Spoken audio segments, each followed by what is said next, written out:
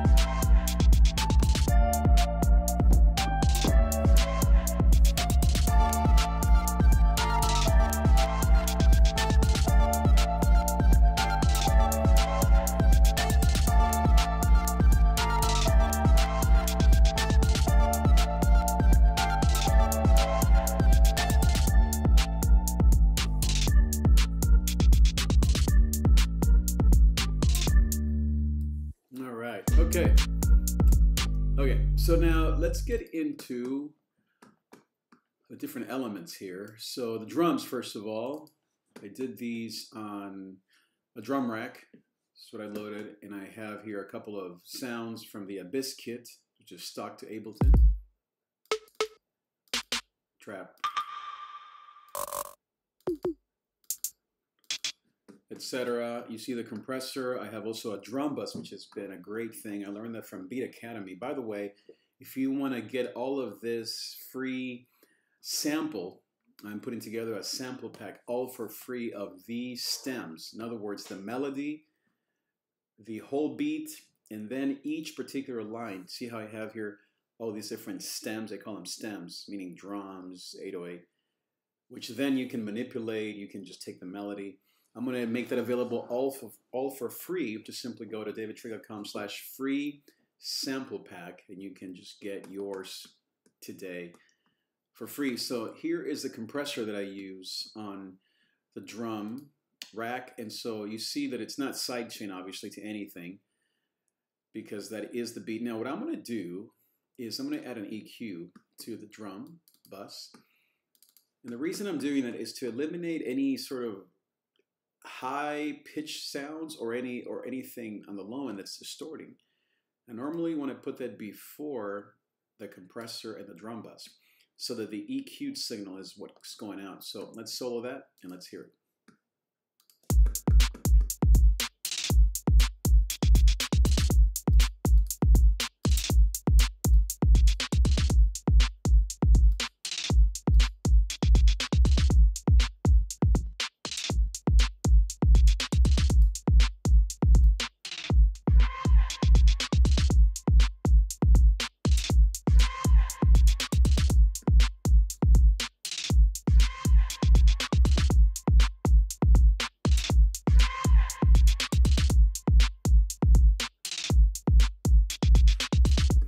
So what I'm doing there is just looking for the exact place where the snare is hitting.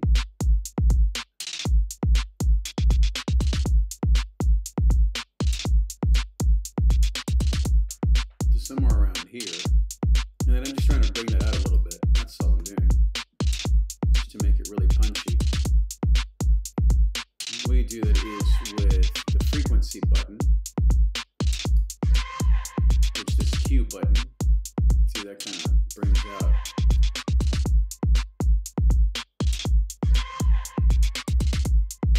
Or eliminates that frequency. There it is. Hear it? That's where it is. Yeah. Okay, so that's what I did there. That's what's nice about the EQ. And then the compressor and the drum bus. All right, so that's, oh yeah, let me show you the pattern. It's pretty easy. Here it is.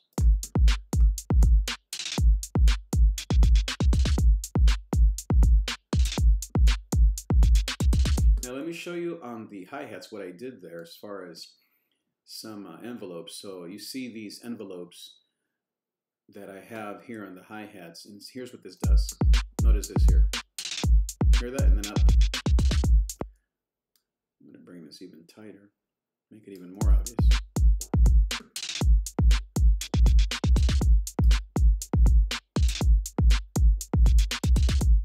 So what that does, those rolls that pitch down. That's what this is. This is the pitch, for, a pitch filter per se. All right, so that's what that is, the drums. Now let's move on to the second track. This would be the 808s. It's always a hard one for me, at least. Not that I don't have good sounds, but to control it and to really make it punch, it's quite the challenge. So I'm going to actually add an amp on here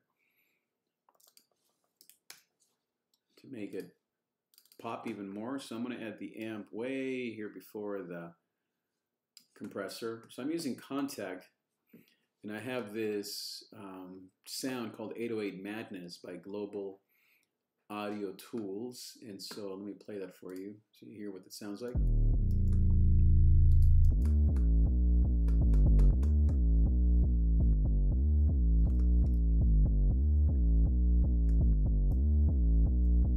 Okay, now, so let me go back and show you kind of what I'm doing. So the amp is going to boost the signal and give it a little bit of a fuzz, as I like to call it. So check out the different sets here, the presets. Clean.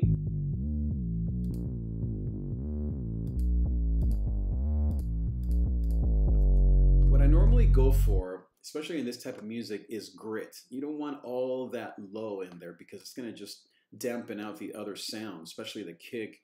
Maybe some of the, if you have sort of a cello sound, or obviously, as I said, your kick. So I try to go for more of the boost and blues sounds. Check this out again.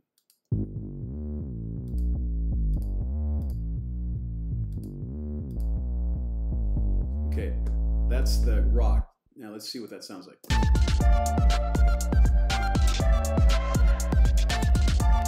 I'm going to go back and forth A-B, rock versus heavy versus blues. See what you like.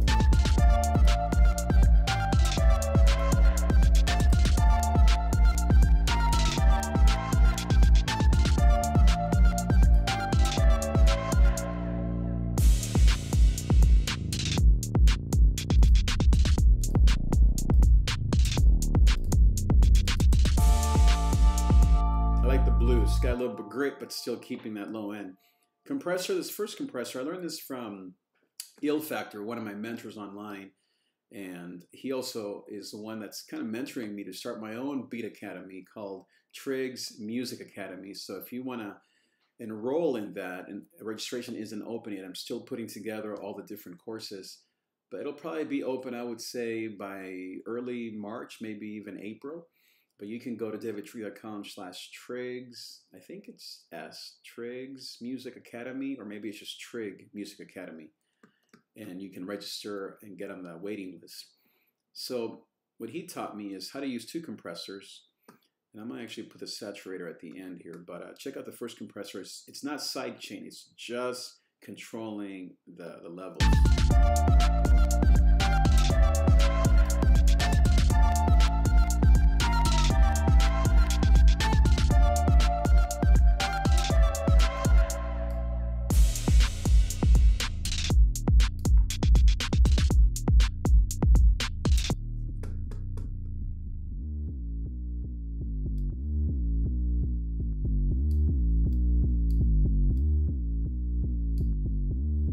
Okay, then the EQ is going to get rid of any excessive distortion or excessive lows. So check this out. That's without it, obviously.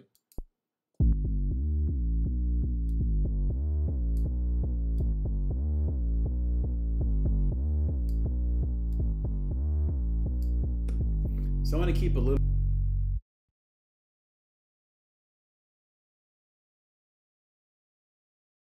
in context.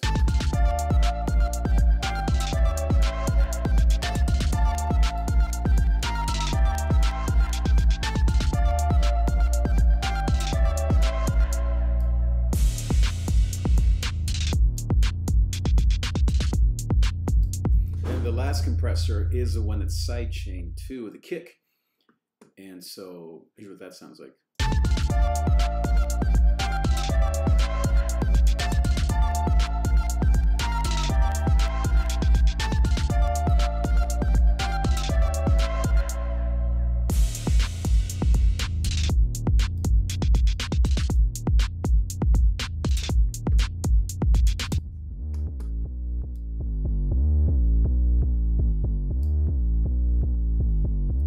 Finally, the saturator is going to add a little extra just fuzz on top. That's what I like to call it. Check this out. Here's without it. Here's with it.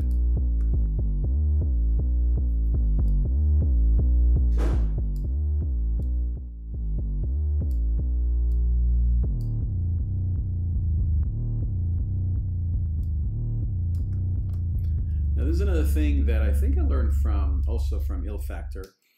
Let's go to this view here, to this clip view, and watch the 808, the meter. I'm going to bring this up a little bit.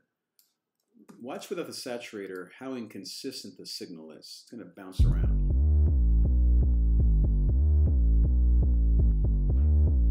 See how it's moving up and down a lot there? 0.1. Now with the saturator, it's going to even it out a little bit. See how stable it is? Without losing that grit. That helps when it comes to your master. It helps with the master track, so you're not having, so the limiter here on the master track, I think I have a limiter, let's see. Yeah, the limiter is not having to work so hard to control those peaks. The signal going into the master track is already leveled somewhat, especially your drums and your bass are peaking a lot, and so that's why I like to use it on the 808. So again, saturator. See the signal there? Very stable. Which is nice. And we don't lose a lot of volume. Hear that? See how it's bouncing a lot there? Look at that. Look at that. Very stable. And the sinoid fold is what I like to use. Okay, let's keep going. Next track. Oh yeah, the pattern. Pretty basic.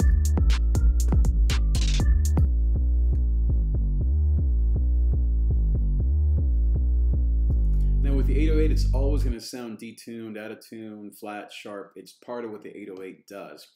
It is in the right key. We're in the key of D minor, and you want to always check, make sure that all of your D, A, G are all in the minor scale. And so that's something I'm always having to make sure, so that it's, even if it sounds tuned, it's not actually out of tune, or vice versa. Okay, let's move to the first lead. For this, I use Serum. I love Serum. And I use just one oscillator, just a basic sine wave, and it's the LD 8-bit cycle AF. I don't know what that stands for, some sort of frequency, something. Filter is pretty flat, so let's see what that sounds like.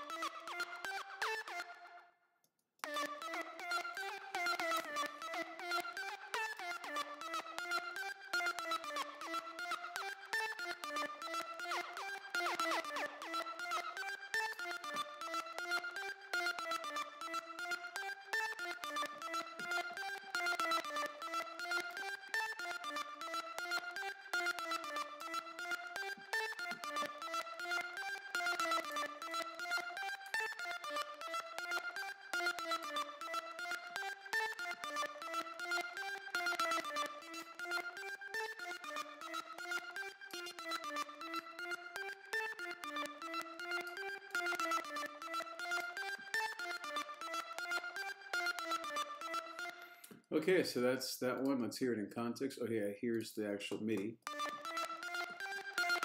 Pretty easy. Let's hear it in context.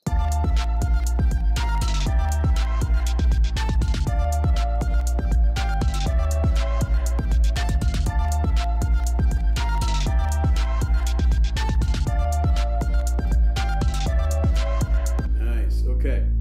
Now let's move to the organ. I'm realizing you can't see the presets because I don't have my other monitor. So, but I think you get the gist of it. That was Sheeran, by the way. Sorry you can't see the actual plugin on your screen. Okay, here's the piano. I'm using stock Ableton Grand Piano Equal, something or the other, Grand Piano Equal, and then all this is part of just the instrument rack there. Then I'm using Valhalla Vintage Verb, which is my favorite. I usually use the Dirty Hall. It's got a little grit to it again. And then I have the EQ and the compressor sidechain again to the kick. So let's hear that. This is the piano.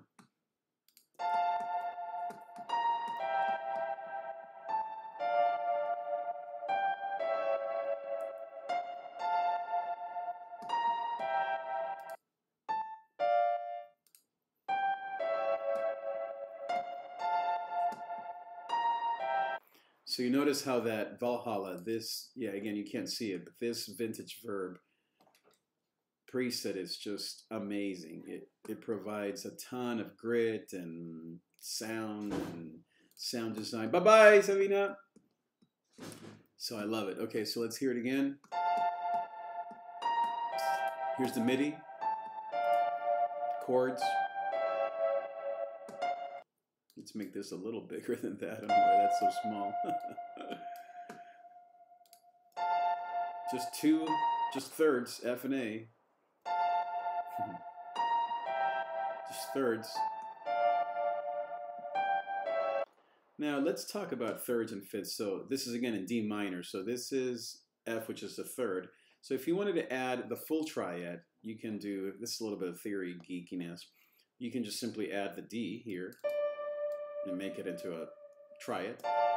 Or you can do a first inversion, which is the D on top.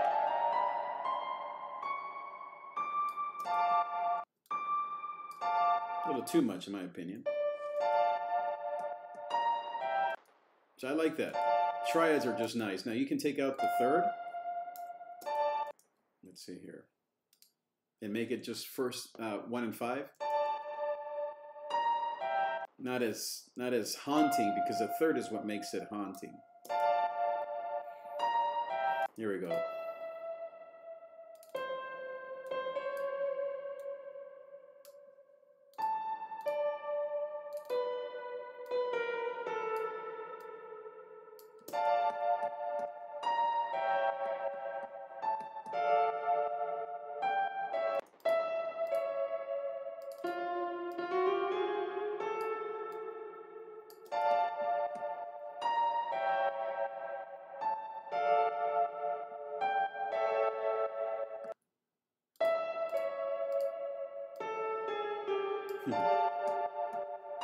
Just play.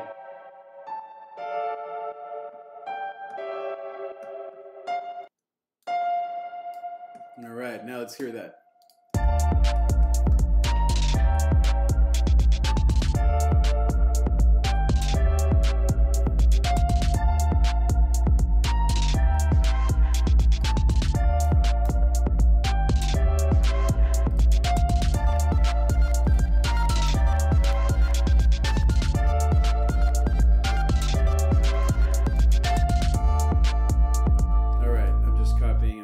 Everything here so it's all the same. All right, now let's go to the next one, which is this organ sound. Let's see, what did I use for this?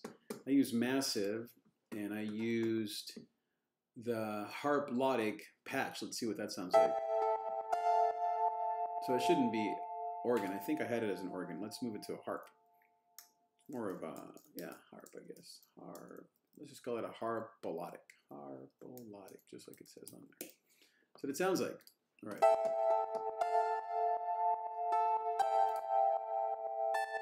Not nice. I love the steps. Ba ba.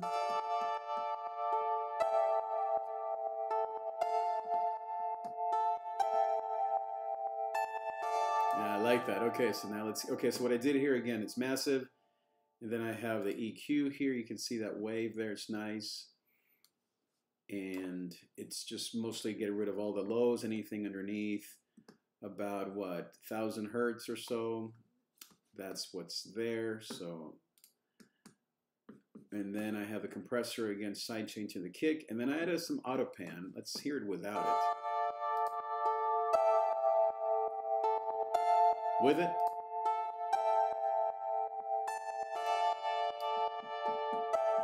And nice. In context now.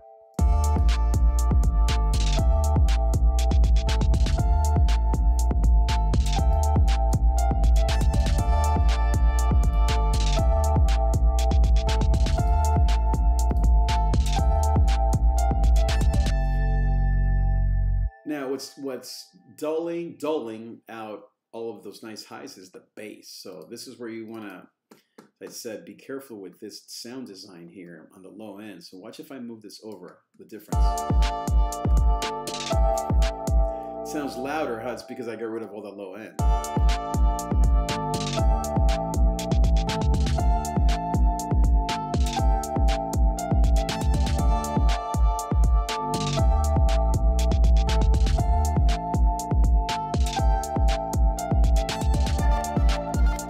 So that's where you want to listen to the lows and what they call, again, sound design, so that if you have a frequency that's suddenly gone, don't turn it up. Instead, look to the bass, primarily the bass. That's where the problems are. If it could be a synth that's too low or too low, meaning it has too many low frequencies, you want to eliminate those low frequencies through the EQ. Once again, let's hear it.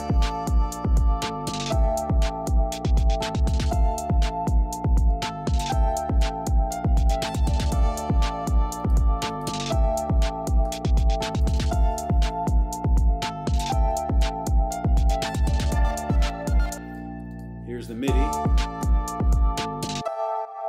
chords again.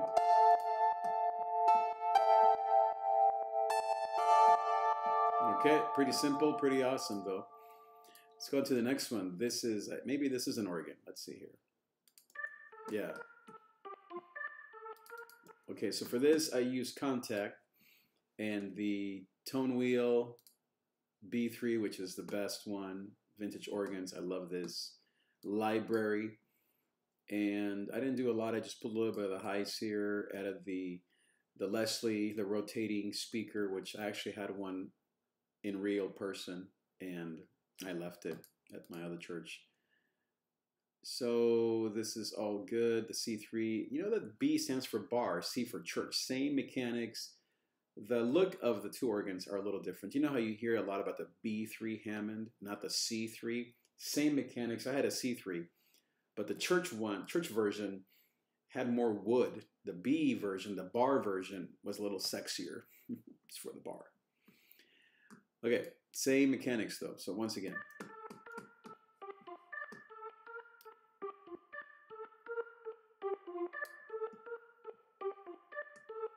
Some reverb, some low cut. Yeah.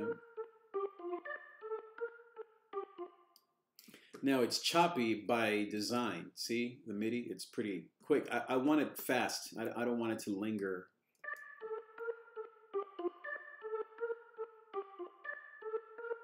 Even these are a little too long in my opinion. Let's make them short. Not that short.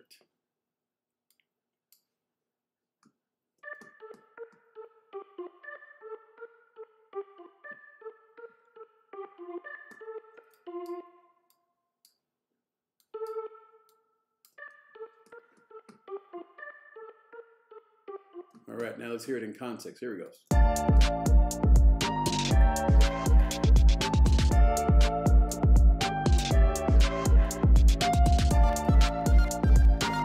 It's getting lost, huh? Instead of turning up the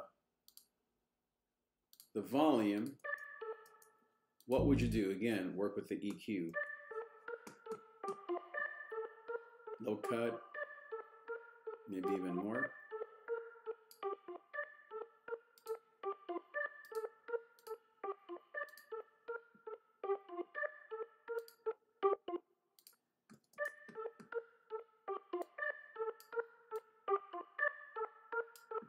some mids. The mids doesn't sound as pretty solo, but in the mix it sounds better.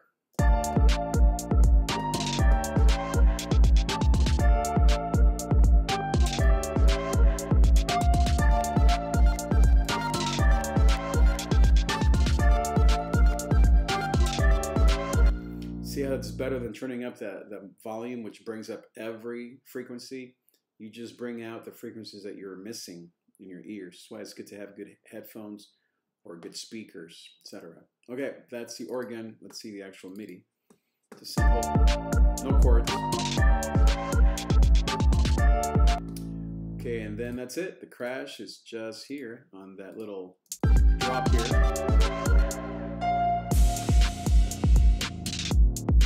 Okay, so I think that's it. That's the beat as far as the final. I didn't do any mixing. Well, I did mixing. I did some arranging. I haven't done any mastering or anything. I am trying to do more mastering. That'll be part of the course of the Beat Academy that I'm starting sometime, as I said, in April or so. It'll be nice and ready for you, but you can register right now. Let me actually type that in, see if I can, into the screen here. Let's see. There we go. I don't know why that just suddenly came up. Let's see, David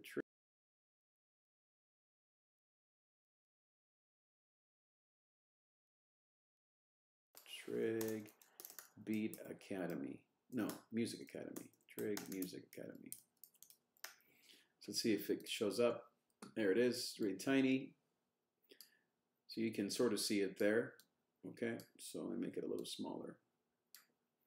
And so you can go there if you want to register it's more like a waiting list. Now if you want to get my free sample pack with this beat that we just did and all the stems, meaning all the actual individual files, so you can play with them and do whatever you want, you can go to this this website. Let me add another one, I guess. How do we duplicate this? Duplicate. Add. No, I want to duplicate this. Well, we'll just add another one. I don't know how to duplicate that. Text 2. All right. This one is going to be davidtrig.com. Free sample pack. You can go to this website. Just another link, not another website. Same website, just another link. You can go to davidtrig.com and you can find all these links there on the menu bar. davidtrig.com/free sample pack, and you can then get your free song. This song that I just did, that we just did together, you can download it there for free at that link, and you'll get all of the stems, all of the samples, the MP3s, the WAV files, everything for free, so you can then play with it. So I hope that this has been informative. If it has, please drop me a like, comment, subscribe, hit that bell so you can join the Trig family. And thanks so much for watching.